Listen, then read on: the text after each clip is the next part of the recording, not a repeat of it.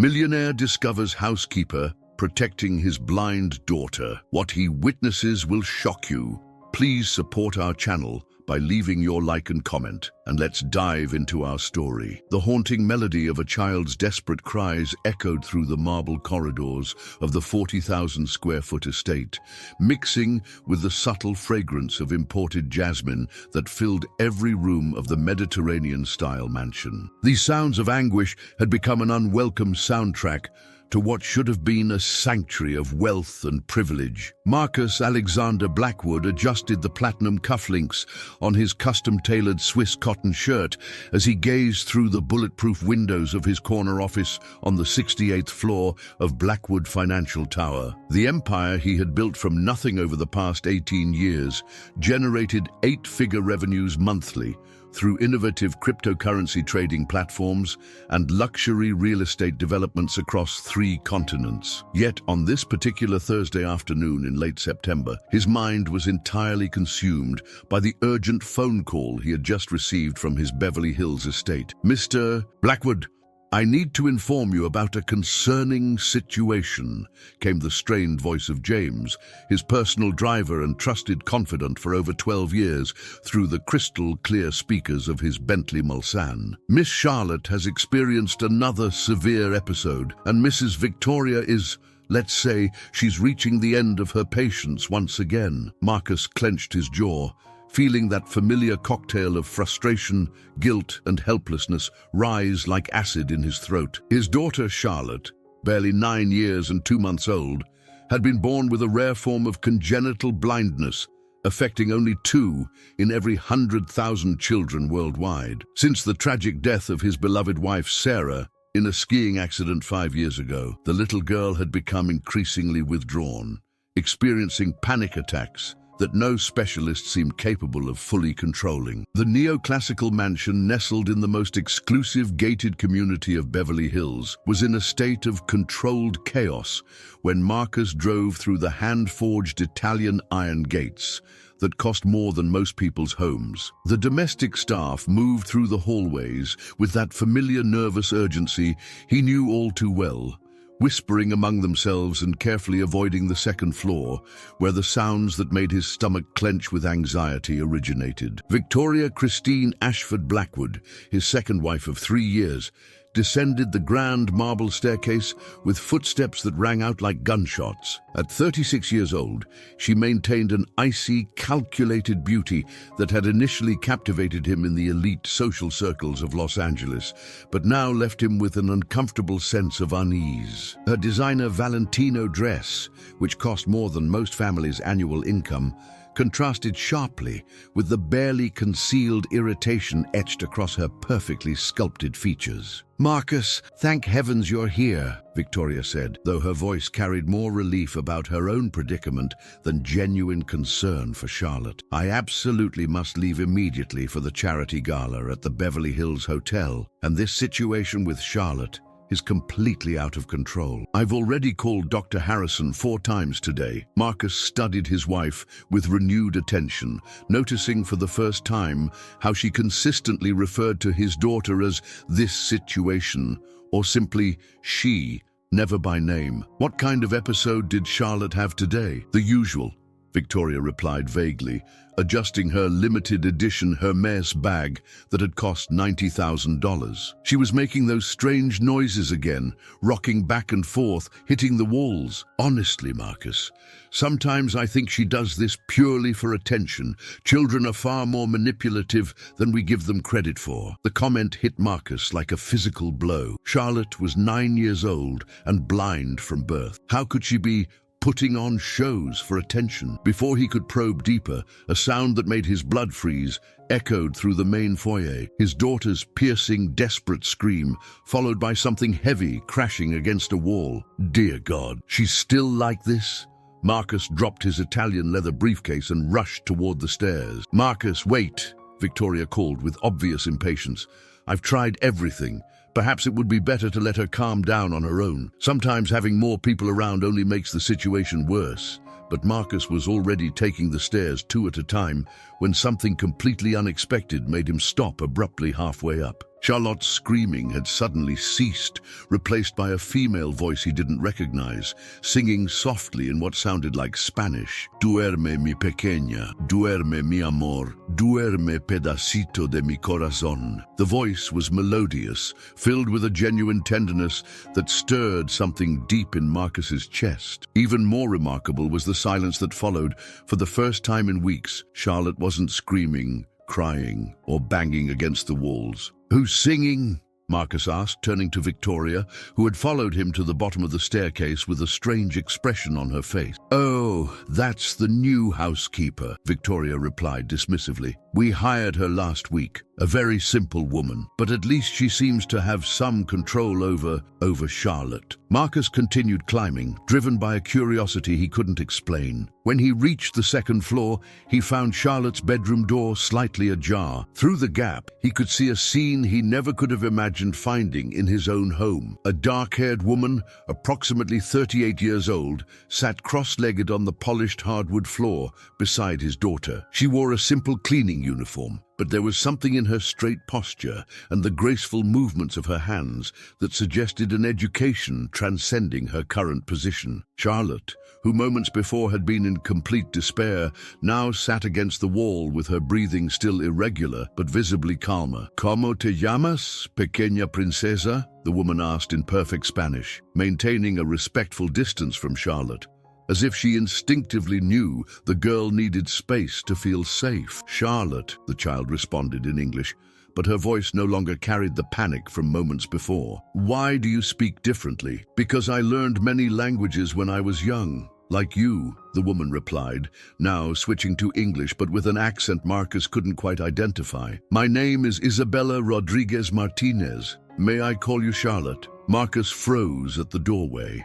His daughter, who hadn't spoken to strangers in months, who became frightened by any new presence, was not only responding, but seemed genuinely interested in the conversation. "Isabella is a pretty name," Charlotte said, adjusting the dark sunglasses she always wore. "Do you have children?" The simple question caused a subtle shift in Isabella's expression. For a split second, a shadow of profound pain crossed her face, but she quickly composed herself. "I had a very special daughter like you.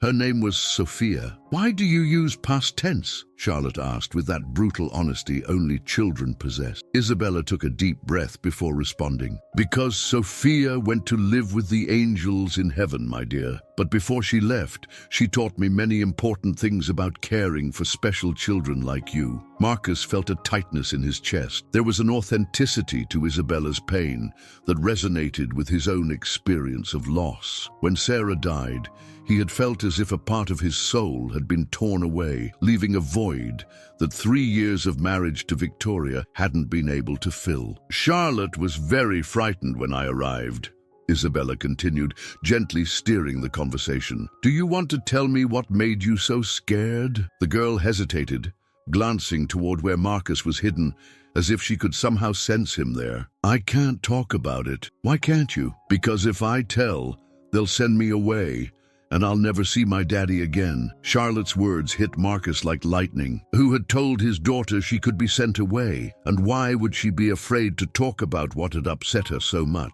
Isabella moved slightly closer, but still maintained a safe distance. "Charlotte, can I tell you a secret?" The girl nodded. "When my daughter Sophia was scared or sad, I always told her that bad secrets are like heavy stones we carry on our backs. The longer we keep these secrets, the heavier they become. But when we tell someone who cares about us, it's like taking the stone off our backs and being able to breathe better." Charlotte remained silent for a long moment, processing Isabella's words. "Isabella, do you care about me?" "Very much," Isabella replied without hesitation. "From the moment I met you, I felt that you are a very special girl, very intelligent, and deserve to be cared for with all the love in the world. Even though I'm different?" The question broke Marcus's heart. Who had made his daughter believe that being different was something bad? "Charlotte," Isabella said firmly, "being different doesn't mean being less valuable. It means being unique. Special in a way that no one else is. Your difference is a gift, not a problem." At that moment, Victoria appeared behind Marcus, coughing deliberately to announce her presence. "Marcus, I really must leave now. The committee meeting can't wait." And you know how these women gossip when someone is late. Isabella quickly stood upon hearing Victoria's voice, immediately assuming a more formal posture. Mrs. Victoria, I apologize. I was just helping Miss Charlotte calm down. Yes, I noticed, Victoria replied, with a tone that couldn't completely hide her irritation. Isabella, when you're finished here, I need you to focus on cleaning the main library. We have important guests coming for dinner tomorrow. Of course, Mom, Isabella replied respectfully, but Marcus noticed how her eyes remained on Charlotte, as if she was worried about leaving the girl alone. Daddy, Charlotte called, turning her face toward the door. Are you there? Marcus finally entered the room, feeling observed by both Isabella and Victoria. I'm here, Princess. How are you feeling? Better now, Charlotte said, and for the first time in weeks, her voice sounded genuinely calm. Isabella helped me. She sings beautifully and speaks different languages. Really? Marcus looked at Isabella with new interest. How many languages do you speak, Isabella? Portuguese, Spanish, English, French, and some Italian, sir. Isabella replied modestly. Victoria interrupted the conversation with obvious impatience. Marcus, I really must go. Isabella, please make sure Charlotte takes Dr. Harrison's medication at 3 o'clock. What medication? Marcus asked, frowning. The sedative he prescribed for her anxiety episodes, Victoria replied quickly. Charlotte has been taking it twice daily since last week. Marcus felt alarm bells ringing in his mind. No one had told him about new medication for Charlotte. I'd like to see that prescription. It's in the dresser drawer, Victoria said, already heading for the door. Marcus, please. I really must leave. We can discuss this when I return. After Victoria left, the room fell into a silence charged with tension. Marcus observed Isabella, who had knelt back down beside Charlotte, and noticed how the woman's presence had a calming effect not only on his daughter, but on the entire atmosphere. Isabella? Marcus said carefully, may I ask how you learned to handle children so well? Isabella looked at Charlotte before answering, as if asking permission to speak. My daughter Sophia had special needs, Mr. Blackwood. She was born with Down syndrome and autism. During the 13 years we spent together, I learned a lot about patience, about seeing the world through the eyes of a child who perceives everything differently. Sophia died? Charlotte asked with her characteristic honesty. Yes, my dear. She had cardiac complications that doctors couldn't resolve, Isabella replied with controlled sadness. But she taught me that every child is a unique universe, full of possibilities, even when the world can't see it immediately. Marcus felt a deep connection to Isabella's pain. Both had lost people they loved. Both knew what it meant to carry a void that would never be completely filled. But there was something in the way Isabella spoke about her daughter that was different from how he himself dealt with Sarah's death. She had transformed her pain into wisdom, into the ability to care for other children. Isabella, Charlotte said suddenly, can you stay here until my daddy finishes work? If your father allows it, Isabella replied, looking at Marcus. Of course, Marcus said immediately. Actually, I'd like to talk more with you later. About Charlotte, about many things. Isabella nodded. It would be an honor, Mr. Blackwood. Marcus watched the two for a few more minutes, noting how Charlotte seemed completely at ease in Isabella's presence. There was something there he couldn't define, but it awakened both his curiosity and his gratitude. For the first time in months, his daughter seemed genuinely happy. When he went down to his private study, Marcus couldn't concentrate on the financial reports he needed to review. His mind kept returning to the scene he had witnessed in Charlotte's room. There was something about Isabella that intrigued him deeply. Not just her apparent natural ability to handle special children, but the way she spoke, moved, and expressed herself. It wasn't typical of an ordinary housekeeper. At 4 in the afternoon, when he would normally be immersed in spreadsheets and profit projections, Marcus found himself climbing the stairs again, drawn by the sounds of laughter coming from Charlotte's room. When he reached the door, he found a scene that left him speechless.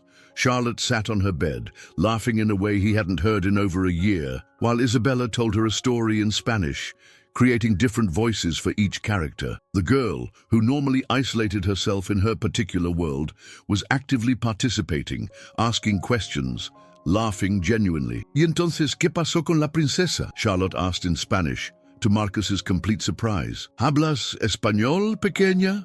Isabella replied, equally surprised. Un poquito, Charlotte said shyly. My mommy, Sarah, taught me some words before she went to heaven. Marcus's heart tightened. Sarah had been fluent in Spanish due to an exchange program in Mexico during college. She had always spoken to Charlotte in both languages, but after her death, the girl had completely stopped using any Spanish words. Isabella fell silent for a moment, clearly moved. Your mommy must have been a very special woman to teach you such beautiful things. She was, Charlotte said with a sadness too mature for her age. She used to sing to me like you do. Victoria doesn't sing. Victoria takes care of you differently, Isabella said diplomatically. Victoria doesn't like me, Charlotte said with devastating simplicity. She thinks I'm a problem. Marcus felt as if he'd been punched in the stomach. He urgently needed to have a serious conversation with his wife about how she treated Charlotte.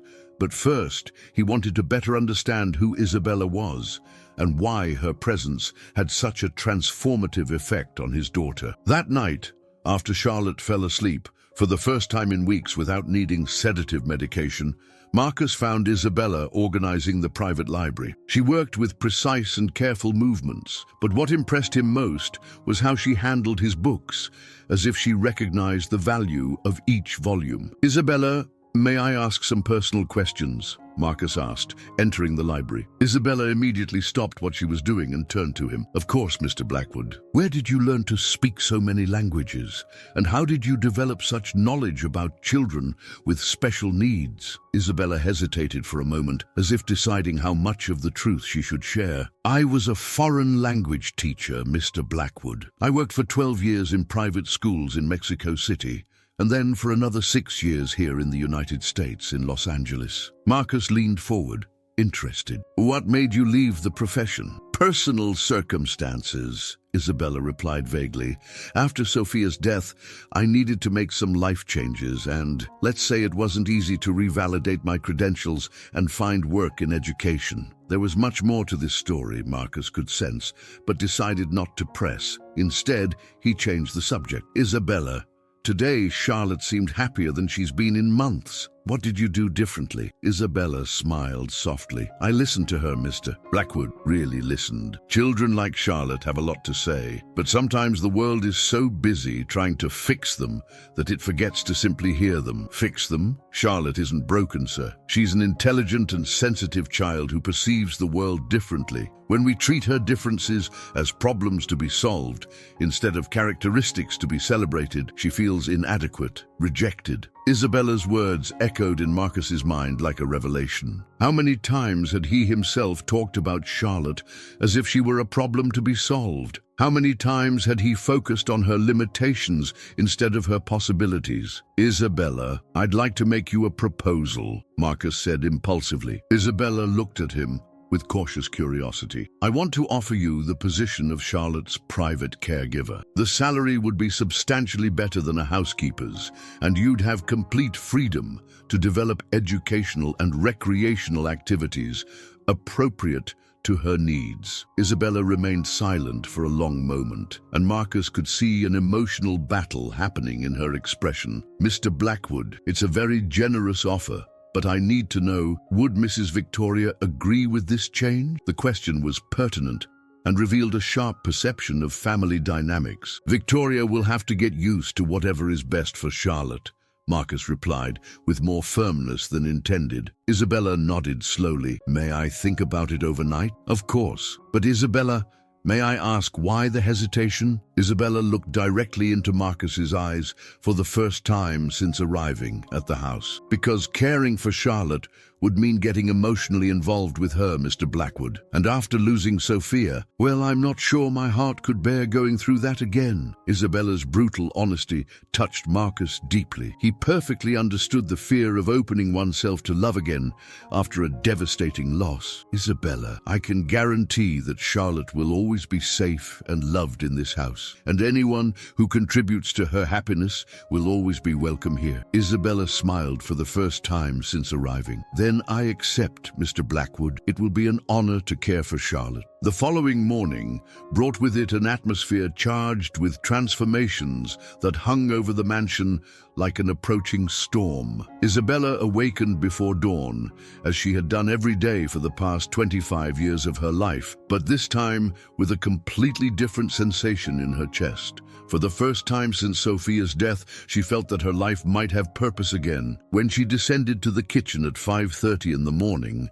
she found Charlotte already awake, sitting at the marble island of the gourmet kitchen, swinging her small legs and humming a melody that Isabella immediately recognized as one of the lullabies she had sung the previous day. "Good morning, little princess," Isabella said softly, approaching slowly to avoid startling the girl. Charlotte turned her face toward the voice, a genuine smile illuminating her delicate features. "Isabella, you woke up early like me." "I always wake up early," Isabella replied, beginning to prepare breakfast. "And you? Why did you wake up so early?" Charlotte hesitated for a moment, as if deciding whether she could trust the truth. "I wake up early because mornings are quieter, Victoria sleeps late, and Daddy already left for work, so nobody gets angry at me if I accidentally make noise." The innocent comment hit Isabella like a stab to the heart. The idea of a 9-year-old child modifying her natural habits to avoid conflicts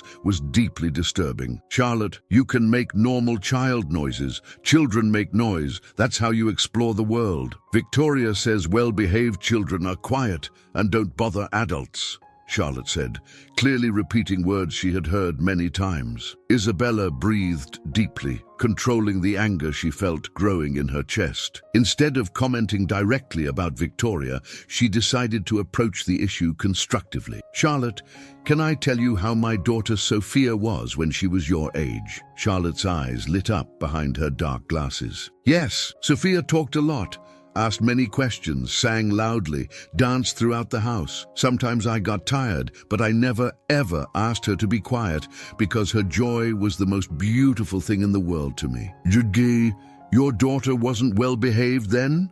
Charlotte asked, confused. "My daughter was perfectly well behaved, Charlotte. Being well behaved means being respectful to people, kind, saying thank you and please. It doesn't mean being invisible or mute." Charlotte processed this information silently while Isabella prepared homemade waffles, adding fresh berries that she cut into fun shapes to spark the girl's interest. When she placed the plate in front of Charlotte, the child delicately touched each piece of fruit, identifying the shapes. "These are hearts?" Charlotte asked, touching the strawberry pieces. "Yes, and these are butterflies," Isabella confirmed, gently guiding Charlotte's hand to the blueberries, arranged in wing patterns. "Nobody ever made pretty food for me before," Charlotte said, and there was such deep sadness in her voice that Isabella felt tears burn her eyes. "Well, now someone does," Isabella said firmly. "Every day, if you want." At that moment, Victoria descended the stairs wearing a silk robe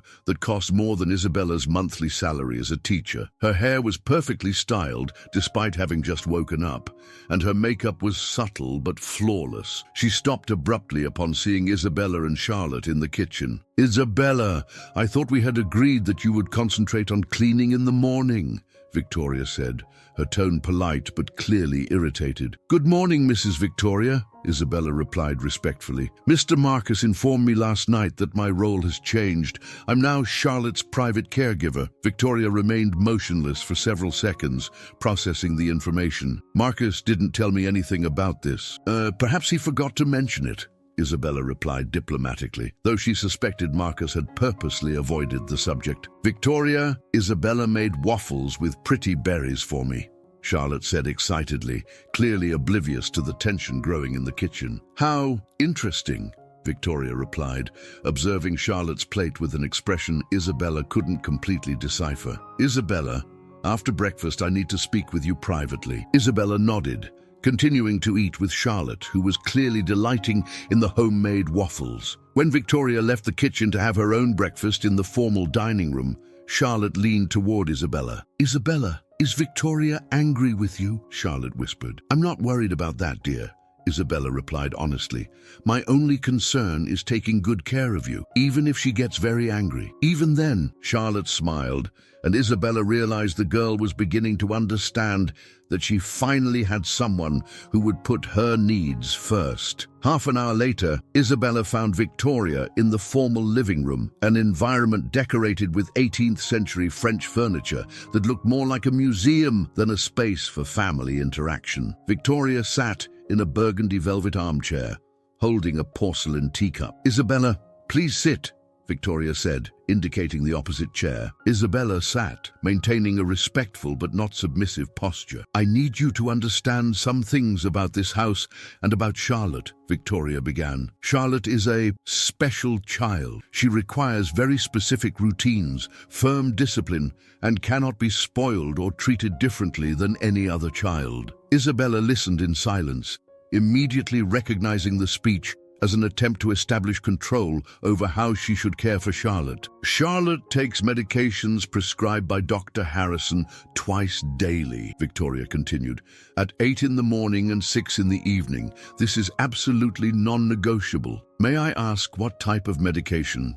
Isabella asked calmly. Anti-anxiety medication to control her agitation episodes. Isabella frowned slightly. In her experience with Sophia and other special children, anti-anxiety medication was typically a last resort, used only when behavioral and environmental therapies didn't work. How long has Charlotte been taking this medication? 4 weeks, Victoria replied, since the episodes became more frequent and intense. And before the medication, what methods were tried? Victoria seemed uncomfortable with the questions. Isabella, I didn't hire you to question medical decisions. I hired you to follow instructions. Actually, Isabella said respectfully but firmly, it was Mr. Marcus who promoted me to Charlotte's caregiver. And as a caregiver, I have the responsibility to fully understand the medical and emotional needs of the child under my care. Victoria placed her teacup on the table with more force than necessary. Isabella, I'm going to be very clear. Charlotte is a difficult child who requires a firm hand. She cannot be spoiled,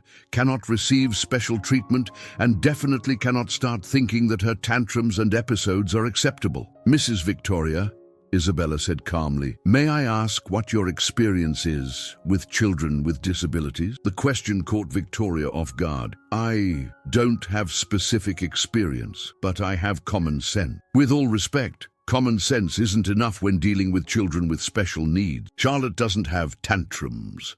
She has episodes of sensory and emotional overload that are completely normal for a child with her condition. Victoria stood abruptly. Isabella, I think you're overstepping your boundaries. Isabella also stood, maintaining her composure. Mrs. Victoria, my boundaries are defined by Charlotte's well-being.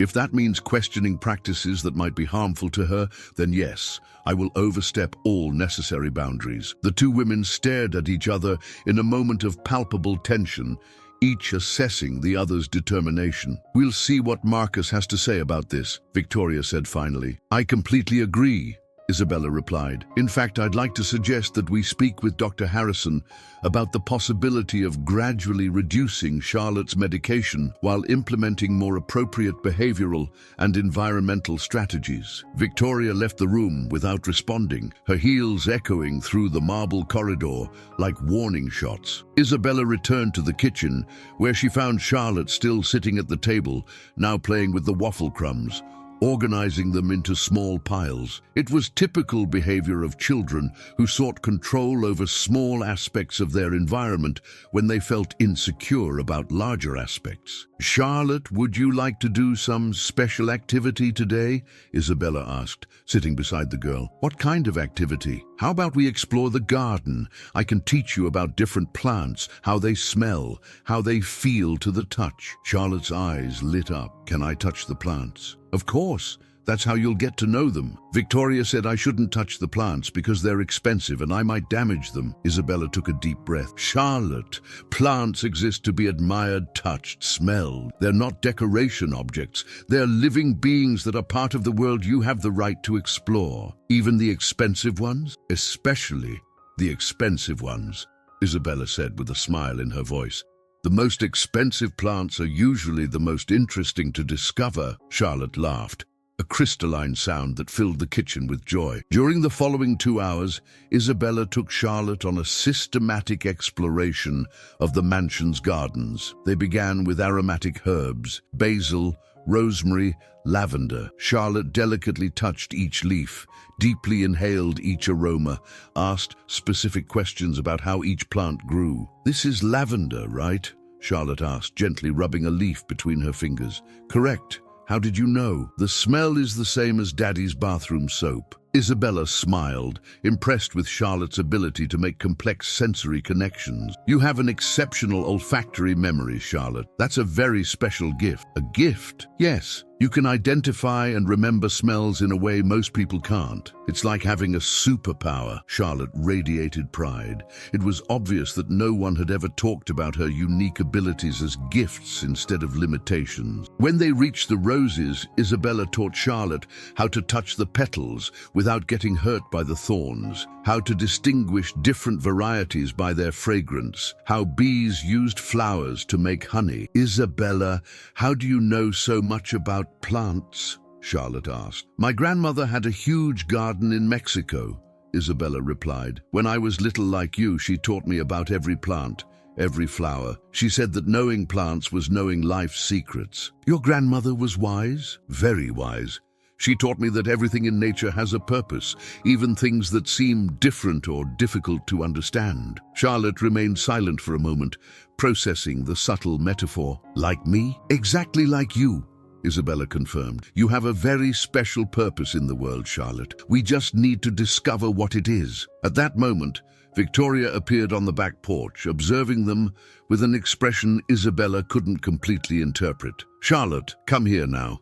It's time for your medicine." Charlotte sighed, her joy evaporating instantly. "Already?" "Yes, already," Victoria replied impatiently. "And you're dirty with soil." "Isabella, I thought you would take better care of Charlotte's hygiene." Isabella stood up, gently brushing the soil from Charlotte's hands. "Soil is part of learning about nature, Mrs. Victoria. It's easily removable." "I don't want Charlotte playing in dirt," Victoria said coldly. "She could catch diseases or develop inappropriate habits." "Soil isn't dirt," Isabella replied calmly. "It's the medium where all life grows. Sophia always played in soil, and she never got sick from it." "Your daughter isn't Charlotte," Victoria retorted, and there was deliberate cruelty in her voice that made Isabella stiffen. "No, she's not," Isabella agreed.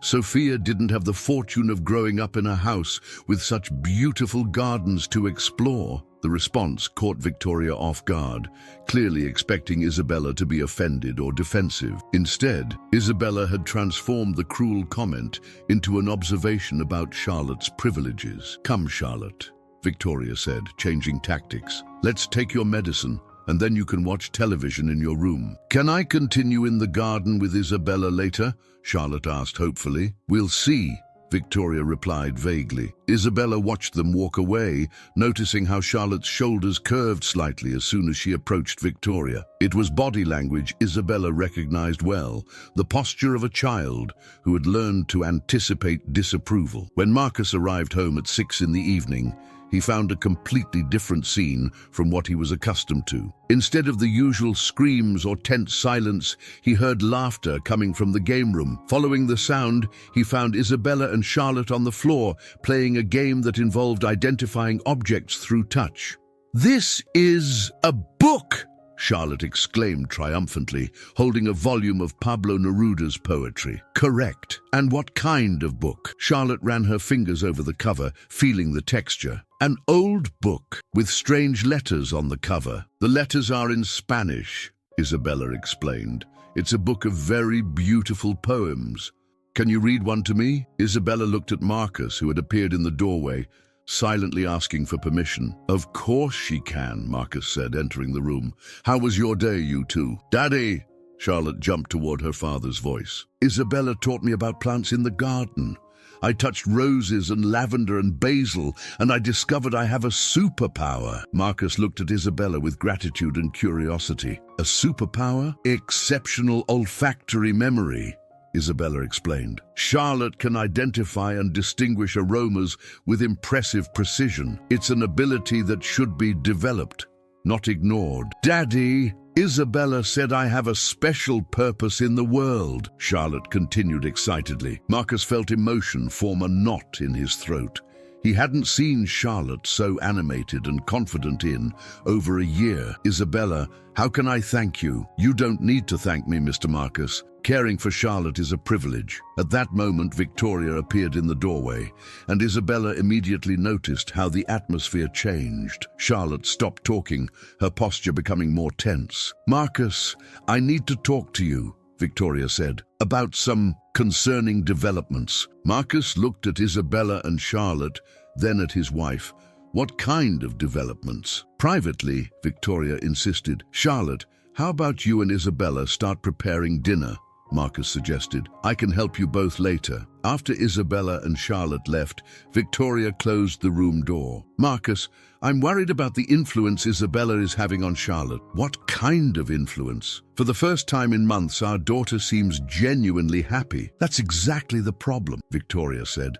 Isabella is spoiling Charlotte, treating her as if she were special, filling her head with ideas about superpowers and special purposes. Marcus frowned. And what's wrong with that? The problem is that Charlotte needs to learn to deal with reality, Marcus.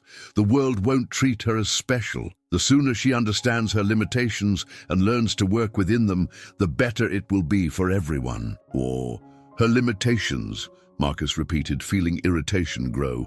Victoria, Charlotte is an intelligent and capable child who happens to be blind. That doesn't make her limited.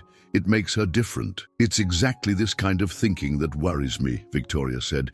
Isabella is influencing you too. Marcus stood up, walking to the window. Victoria, today I witnessed my daughter laughing, learning, exploring the world with curiosity and confidence. If that's Isabella's influence, then I'm deeply grateful for her. And what about her influence on Charlotte's medical routines? Isabella openly questioned the medication prescribed by Dr. Harrison. This caught Marcus's attention. How did she question it? She wants to reduce the medication, implement behavioral strategies. Marcus, she's not a doctor. She can't make medical decisions about our daughter. Marcus turned to face Victoria. Our daughter? Since when is Charlotte our daughter to you? Victoria realized the slip and tried to recover. You know what I meant. Charlotte is your daughter, and I worry about her too. Do you worry or do you resent? The direct question left Victoria speechless for a moment. Marcus, that's not fair. What's not fair is a 9-year-old child taking anti-anxiety medication because the adults around her can't create an environment where she feels safe and loved. You're putting words in my mouth, Victoria protested. Am I? Then explain to me why Charlotte believes you don't like her. Victoria turned pale. She said that. She didn't need to say it. It's written in every movement of her body when you approach. The silence that followed was charged with unspoken truths and accusations that hung in the air like toxic smoke. Marcus, Victoria said finally, maybe I'm not the ideal person to raise a child with special needs. Maybe you should consider other options. What kind of other options? There are specialized schools, institutions that deal specifically with children like Charlotte. Marcus stared at her with growing horror. Are you suggesting I send my daughter away? I'm suggesting you consider what's best for Charlotte, and maybe what's best is a specialized environment with trained professionals, like Isabella. Isabella isn't a trained professional, Marcus. She's a housekeeper who lost her own daughter and is projecting her unresolved issues onto Charlotte. The accusation was cruel and calculated, but Marcus could see through it. Or maybe Isabella is a woman who deeply understands what it means to love a special child, and who's willing to give Charlotte what she needs, unconditional acceptance. Victoria headed for the door. I hope you think seriously about what I said, Marcus, for Charlotte, for our family. And when she left, Marcus was alone with turbulent thoughts about his family's future and the impossible choices he might have to make. 3 days after the conversation with Victoria, Marcus made a decision that would forever change the course of his life. He cancelled all afternoon meetings and arrived home at 2 o'clock, determined to discreetly observe the real dynamics between all members of his family. What he discovered in the next 2 hours would shake the foundations of everything he believed about his domestic life. He parked the car in a position where it wouldn't be seen from the house and entered through the back, using the service entrance he rarely utilized. The first sound that struck him was classical music, Bach, coming from the music room that hadn't been used in over 3 years. Following the melody, he found Isabella seated at the Steinway grand piano, playing with a technique that revealed years of formal study, while Charlotte stood beside her, singing the melody with a crystalline voice that made Marcus's heart clench with emotion. "Now you try playing this part, Charlotte," Isabella said softly, guiding the girl's small hands to the correct keys. Charlotte carefully pressed each key, producing a simple but recognizable melody. "I did it. Isabella, I played real music." "You did indeed, and with great skill. You have natural musical hearing, Charlotte. With practice, you could play much more complex pieces." Marcus hid behind the half-open door, watching his daughter radiate a confidence he hadn't seen in years. When was the last time anyone had used the piano? When was the last time that room had been filled with music and laughter instead of dusty silence? "Isabella, can I ask you a question?" Charlotte said, still playing individual keys and listening attentively to each note. "You always can. Why doesn't Victoria like it when I make noise, but you like it when I sing?" Isabella stopped playing, carefully choosing her words. "Charlotte, different people express affection in different ways. Perhaps Mrs. Victoria shows care through other means. But she doesn't show affection," Charlotte said, with devastating simplicity. "She only gets angry or annoyed with me. Always." Isabella turned on the piano bench to face Charlotte. "My dear, this isn't about you. When adults have difficulty showing affection, it's usually because they themselves are going through some internal difficulty. Ma, do you think Victoria is sad inside?" "I think maybe she doesn't know how to be a mother," Isabella said honestly. "Being a mother isn't something that comes naturally to all women. Some need to learn, others never fully develop that ability." Charlotte became thoughtful. "Did you always know how to be a mother?" "No," Isabella admitted. "With Sophia, I made many mistakes in the beginning. But what helped me was understanding that being a mother means putting the child's needs before your own always. It means celebrating every small achievement, having patience with every difficulty, and never, ever making the child feel like they're a burden." "I am a burden," Charlotte said quietly. The words hit Isabella like a punch to the stomach. "Charlotte, Elena, Blackwood, look at me." Charlotte turned her face toward Isabella's voice. "You are not a burden. You are a gift. You are intelligent, talented, loving, brave, and anyone who has the privilege of being in your life should consider themselves lucky. If someone made you believe you're a burden, that person is profoundly wrong." "But I need help with many things," Charlotte protested. "I need medicine so I don't get nervous. I need someone to help me not get lost. I need—" "Charlotte," Isabella interrupted gently, "all people need help. Your father needs help to run the company. That's why he has employees. I need help to understand certain words in English. That's why I use a dictionary. Needing help doesn't make anyone a burden. It makes people human." Marcus felt tears burn his eyes. How had he allowed his daughter to develop such a negative view of herself? At that moment, he heard Victoria's voice from upstairs, talking on the phone with someone. Instinctively, he climbed the stairs silently, following the voice to her office. "No, Mother, I'm not exaggerating. The situation is becoming unbearable," Victoria was saying, pacing back and forth. "Marcus is completely blind to what's happening." Marcus stopped outside the half-open door, listening. "This woman, Isabella, she's manipulating both Charlotte and Marcus. She's making Charlotte believe she's special, that she can do things she obviously can't. And Marcus is buying this fantasy completely." Pause. "No, Mother, I know it sounds cruel, but sometimes we need to be realistic. Charlotte is blind. She has severe limitations, and the sooner she accepts this, the better it will be for everyone. This Isabella is creating unrealistic expectations that will only result in disappointment and frustration." Another pause. "Exactly. And the worst part is that now Marcus is questioning my authority in the house, questioning medical decisions I make based on what's best for Charlotte. Yesterday, he practically accused me of not loving the girl. Marcus clenched his fists. The girl. Not my stepdaughter, not Charlotte, but the girl. I'm starting to think I need to give an ultimatum, Mother. Either Isabella leaves or I do. I can no longer live in this situation. Long pause. Yes, I know the money complicates things, but I can't sacrifice my mental sanity.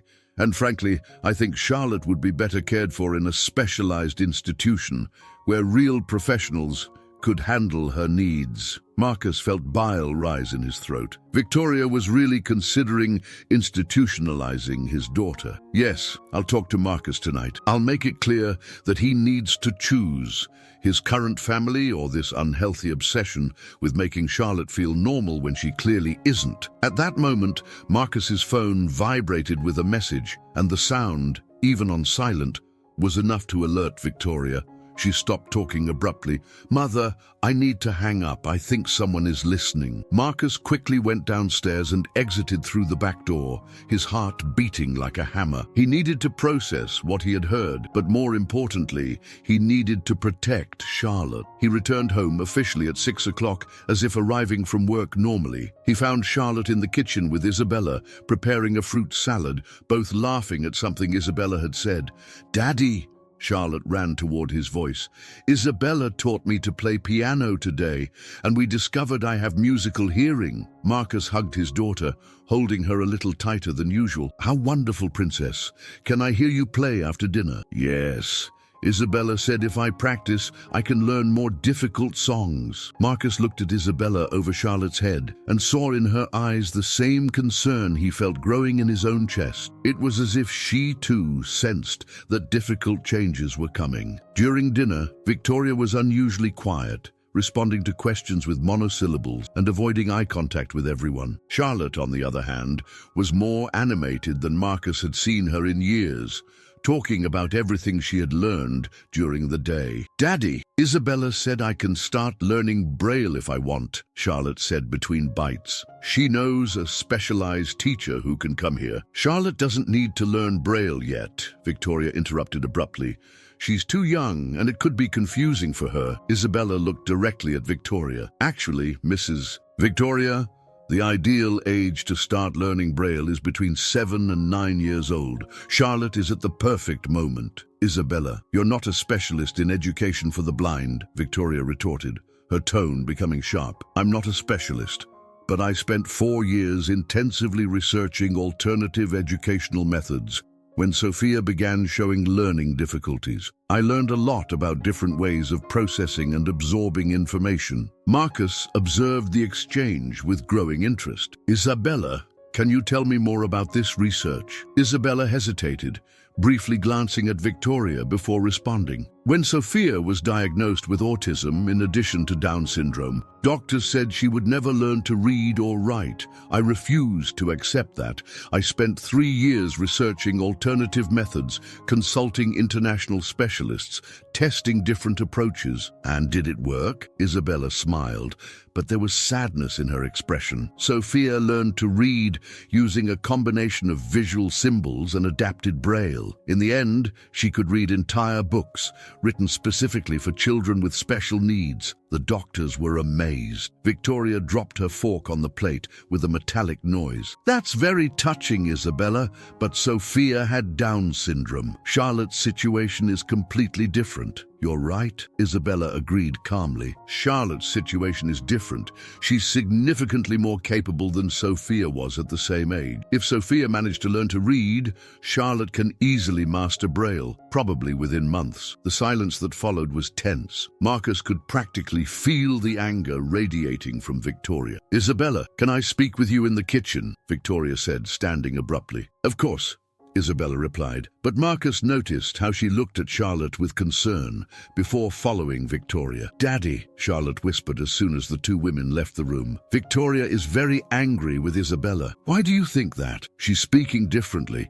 When Victoria gets angry, her voice gets higher and more cutting. Marcus was impressed with Charlotte's auditory perception. Are you worried? I'm worried that Isabella will leave. Charlotte admitted. The other people always leave when Victoria gets angry with them. The innocent comment revealed much about the dynamics Marcus had missed during his long work days. How many people had left their lives because Victoria had driven them away? In the kitchen, Victoria closed the door and turned to Isabella with an expression that no longer tried to hide her hostility. Isabella, I'm going to be very direct with you, Victoria began. Your presence in this house is causing more problems than solutions. What kind of problems? Isabella asked calmly. You're filling Charlotte's head with grandiose ideas about her capabilities. You're making her believe she can do things that are obviously beyond her limitations. And you're interfering with the authority I have as the maternal figure in this house. Isabella breathed deeply before responding. Mrs. Victoria, with all respect, I don't see limitations in Charlotte. I see challenges that can be overcome with adequate tools and support. That's exactly the attitude I'm talking about, Victoria said, her voice rising. Charlotte is blind, Isabella. She will always be blind. Filling her with unrealistic hopes about playing piano professionally or reading books will only result in devastating disappointment when she grows up and faces reality. And what reality is that? Isabella asked, her voice remaining strangely calm. The reality that she will always depend on other people. The reality that she will never be completely independent. The reality that she needs to learn to accept her limitations and work within them. Isabella remained silent for a long moment. When she spoke, her voice carried an intensity Victoria hadn't heard before. Mrs. Victoria, can I tell you about a conversation I had with Sophia's doctors when she was 8 years old? Victoria crossed her arms, but nodded impatiently for Isabella to continue. The doctors told me exactly what you just said about Charlotte. That Sophia would never be independent, that I should accept her limitations, that creating expectations would only result in disappointment. Do you know what I replied? Victoria waited. I said that the only real limitations are those we impose. Sophia died at 13 reading books, playing simple musical instruments, expressing love and joy in ways that many normal children never manage. She lived a full life because I refused to accept that she was limited. Victoria shook her head. Isabella, that's very beautiful, but you're living in a fantasy. Charlotte isn't Sophia, and your emotional stories don't change medical facts. The medical facts are that Charlotte has visual impairment, Isabella retorted, her patience finally running out. That doesn't make her mentally incapable, emotionally deficient, or intellectually limited. The only fact I see here is a brilliant child being systematically discouraged by a woman who should be supporting her development. The silence that followed was charged with pure hostility. Isabella, Victoria said, her voice dangerously low, you've crossed the line, far beyond the line. If protecting Charlotte means crossing lines, then yes, I've crossed them and will continue crossing them. Victoria headed for the kitchen door. We'll see about that. Isabella remained alone in the kitchen, her heart beating rapidly. She knew she had just declared war against Victoria, but she also knew she had no choice. Charlotte deserved someone who would fight for her, who would believe in her possibilities, who would protect her from people who saw only limitations where they should see potential. When she returned to the dining room, she found Marcus and Charlotte still sitting at the table, both visibly tense. Isabella, is everything okay?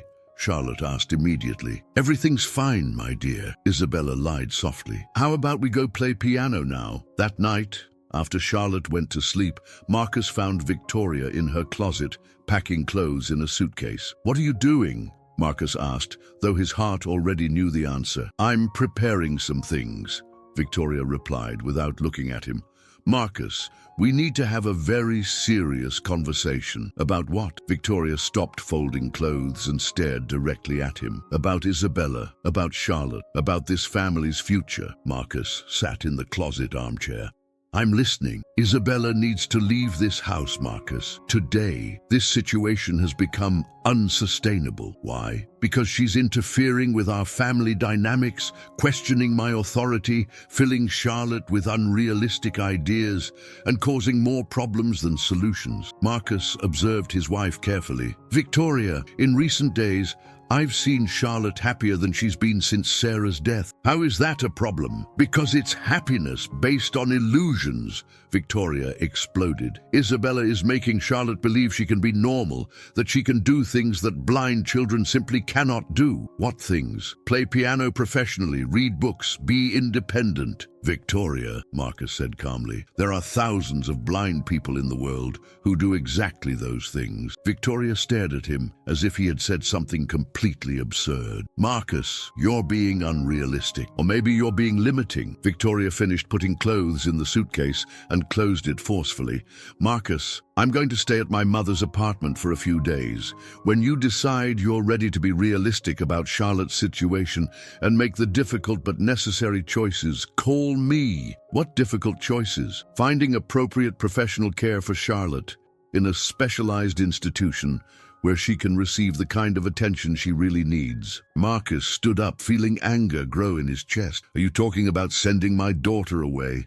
I'm talking about doing what's best for her, even if it's painful for you. What's best for Charlotte is having a family that loves and believes in her. And what's best for our family, Marcus? What's best for our marriage? The question hung in the air between them, loaded with implications and ultimatums. Victoria, Marcus said finally, if you can't love my daughter, then maybe our marriage is already lost. Victoria picked up the suitcase and headed for the door. When you're ready to prioritize our relationship instead of your fantasies about Charlotte, I'll be waiting. After she left, Marcus stood alone in the empty closet, surrounded by the expensive French perfume that still lingered in the air and the weight of decisions that would change the lives of everyone he loved. The following morning, Marcus awakened with a mental clarity he hadn't felt in years. For the first time since Sarah's death, he knew exactly what needed to be done. He found Isabella in the kitchen, preparing Charlotte's breakfast with the same care and attention she'd shown since the first day. Isabella, where is Charlotte? Marcus asked, noticing the absence of his daughter's familiar sounds. Still sleeping, Isabella replied softly. Yesterday was a very intense day for her. I noticed she was processing a lot of new information, so I let her rest a bit longer. Marcus served himself coffee and sat at the kitchen table, watching Isabella work. There was an economy of movement in everything she did, an efficiency that came from years of experience caring for special children. Isabella, I need to tell you something, Marcus said. Yesterday, before officially arriving home, I overheard a phone conversation Victoria was having. Isabella stopped stirring the pancake batter and turned to him, her expression becoming serious. She was talking to her mother about the possibility of institutionalizing Charlotte, Marcus continued, and about giving an ultimatum. Either you leave or she leaves. Isabella sighed deeply, as if this news was expected but no less painful. And what is your decision, Mr. Marcus? My decision is that Charlotte stays.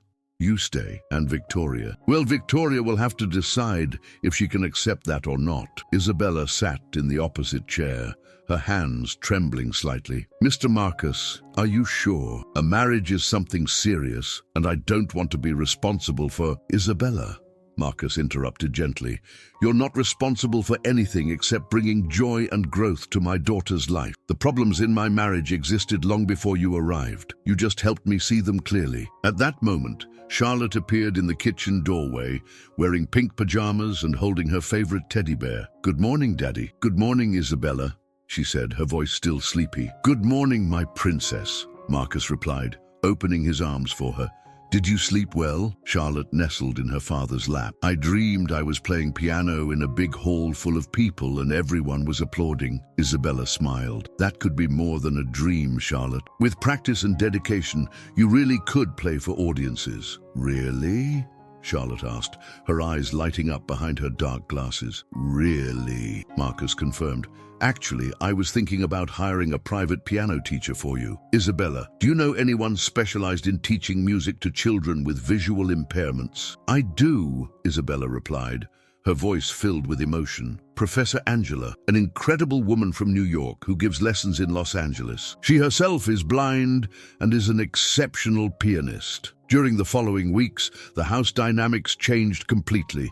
Without Victoria's tense presence, Charlotte flourished in ways that surprised even Marcus. Professor Angela came 3 times a week, and within a month, Charlotte was playing small pieces by Bach and Debussy with precision that impressed visitors. Isabella officially assumed not only the role of caregiver, but also Charlotte's educational coordinator. She brought Braille specialists, occupational therapists who taught navigation and independence techniques, and even a riding instructor specialized in working with children with disabilities. "Daddy, look!" Charlotte shouted one sunny afternoon. Walking alone through the house, using a white cane, she had learned to handle with impressive precision in just 3 weeks. Marcus watched his daughter navigate around furniture with growing confidence, his heart filling with pride and gratitude. "Very good, princess. You're becoming completely independent." Isabella said independence is conquered step by step, Charlotte explained, stopping in front of the armchair where her father sat. "Each new skill I learn makes me freer." 2 weeks after this demonstration of independence, Victoria called asking to talk. Marcus agreed to meet her at her mother's apartment, leaving Isabella caring for Charlotte. "You look better," Victoria observed when he arrived. "More rested." "Thank you," Marcus replied, sitting in the formal living room that uncomfortably reminded him of his own house, all decorated to impress, but without any family warmth. "Marcus, I've been thinking a lot about our situation," Victoria began, "and I think we've reached an impasse that might not have a solution." "Why do you say that?" "Because you want me to be something I'm not," Victoria admitted. "You want me to be a loving mother to Charlotte, to celebrate every small progress she makes, to believe in these grandiose hopes about her future." Marcus studied her carefully. "And you can't do that?" "I can't," Victoria said with brutal honesty. "When I look at Charlotte, I see a child who will always need special care, who will always be different, who will always limit the possibilities of our life together. I know that makes me sound terrible, but it's the truth. Victoria, Charlotte doesn't limit our possibilities. She expands them in ways you can't see." Victoria shook her head. "That's exactly the difference between us, Marcus. You see expansion where I see limitation. You see potential where I see problems. And I can't change this way of seeing things." Marcus breathed deeply. "So what are you proposing?" "I'm proposing that we separate," Victoria said, "amicably, without ugly fights or legal battles. You stay with Charlotte and your life of realized fantasies. I start over elsewhere, with someone who can give me a normal family." The silence that followed wasn't tense or painful. It was liberating. "I agree," Marcus said finally. "I think we both deserve to be happy, and clearly, we can't be happy together." Victoria seemed surprised by the ease of agreement, but also relieved. "And what about assets?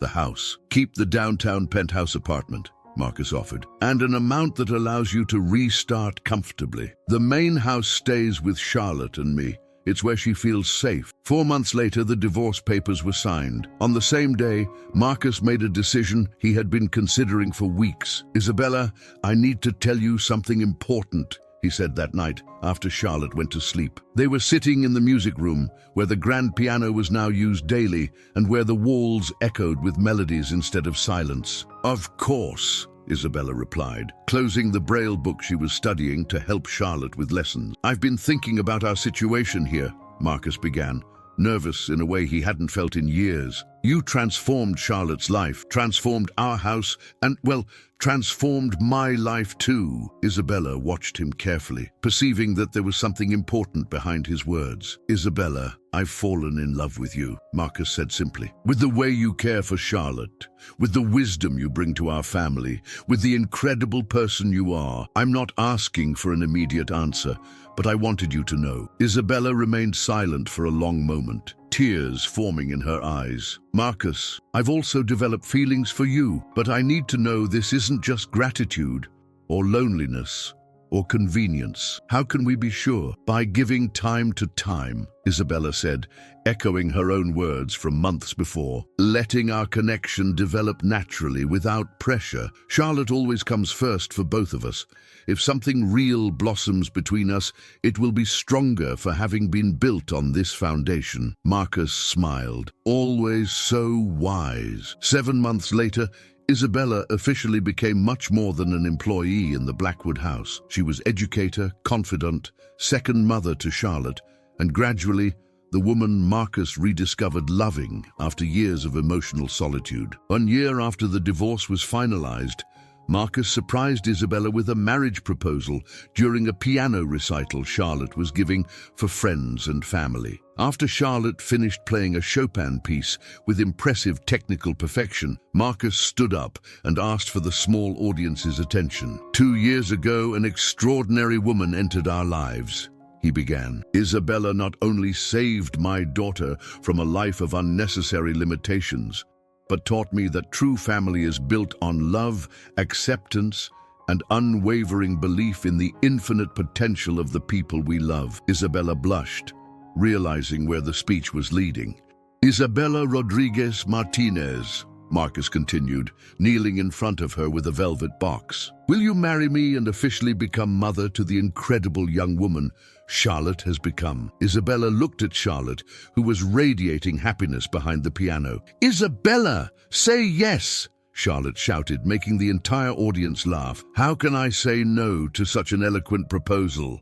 Isabella replied, extending her hand for Marcus to place the ring. The wedding was held in the house garden, with Charlotte playing the wedding march on piano and serving as maid of honor. The ceremony was small, intimate, filled with the kind of genuine joy that comes from people who have found their true place in the world. 4 years after the ceremony, the Blackwood Martinez house had become a reference center in inclusive education. Isabella established a pilot program that received families of children with disabilities, offering workshops on potential development, alternative educational techniques, and mainly how to create family environments where special children could flourish. Charlotte, now 16 years old, was fluent in Braille, played piano at an advanced level, spoke 5 languages, and had become a vocal advocate for disability rights. She gave lectures in schools about overcoming limitations and the importance of seeing potential where others see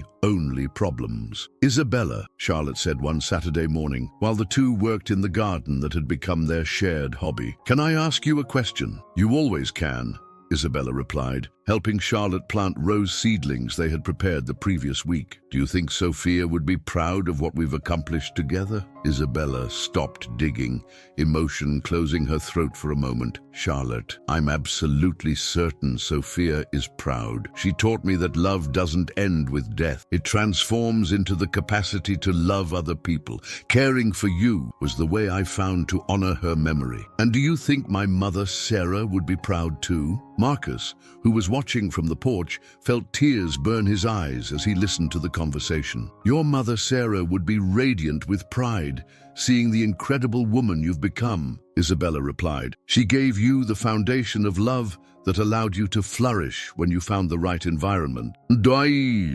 That afternoon, while Charlotte practiced piano for a benefit performance happening the following week, Marcus and Isabella sat in the garden, observing the plants they had cultivated together over the years. Do you regret anything?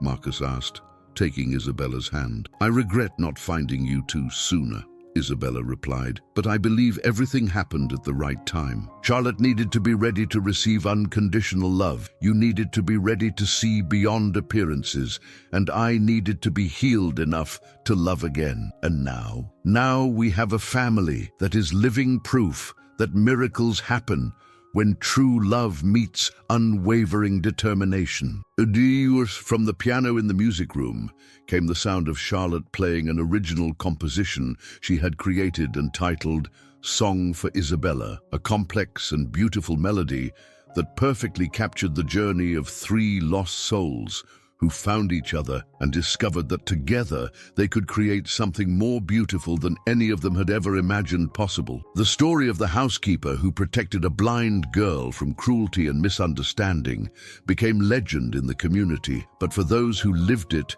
it was simply proof that true family isn't defined by blood or law, but by the daily choice to love, protect and believe in the infinite potential of the people we put first in our hearts. Years later, when Charlotte graduated from the University of Southern California with honors in music therapy and became the first blind person to win the National Young Talents Award, she dedicated the prize to 2 women, to my mother Sarah, who gave me life and first lessons in love, and to my mother Isabella, who taught me there are no limitations for those who have courage to dream and determination to work. Marcus, sitting in the audience next to Isabella, knew he had witnessed one of the greatest possible miracles, the complete transformation of a life through the power of unconditional love and unwavering belief in human potential. The girl who was once considered limited had become a force of transformation in the world, proving that sometimes the greatest treasures hide behind the greatest adversities, waiting only for someone to have the courage to see beyond appearances and fight for what truly matters. If you made it this far, leave a comment telling us what you thought of this story of overcoming love and family. Your opinion is very important to us. Share this video with your friends and family, and don't forget to subscribe to the channel and hit the notification bell so you don't miss any of our new content. Each like, comment and share helps us continue creating inspiring stories that show how true love can transform lives and create miracles. Until next time.